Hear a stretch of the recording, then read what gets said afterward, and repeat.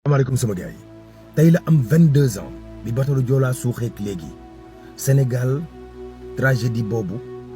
musta dund lu ni mel ci perte en vies humaines ci benn instant wallahi yal na leen yàlla yërëm président de la république Bassirou Diomaye Diakhar Faye ba mu demee ONU def na fa discours boo xam ne même ñi bokkul ak moom gis-gis ci wàllu politique rafetlu nañ ko africain yëpp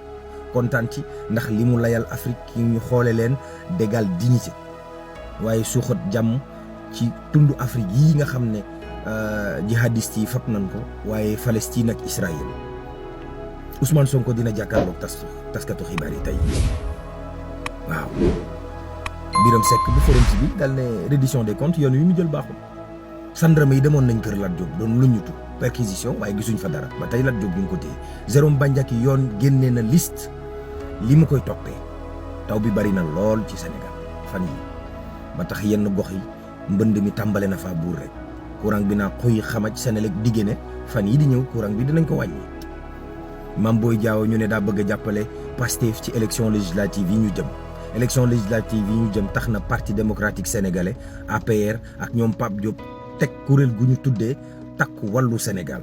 waa ATEL ñoom Khalifa Sall ñoom Anta Babacar Ngom ñoom Papa Djibril Fall Bougane nee nañ dañoo porter plainte état bu Sénégal ca CEDEAO ngir processus bi ni ñu ko biaisé Khadim Ba bu Lok Afrique yoon teg na ko loxo ndax luubal bu ñu ne daf ko luubal 60 milliards ci wàllu douane tuddaale nañ ci Coris Bank ñetti agent yu ministère des finances yoon teg na leen loxo ndax dañ ne dañoo randal alali réew mi waaw xuloo bu amoon ci ñaari agent yu liggéeye port di génn lente ay sextape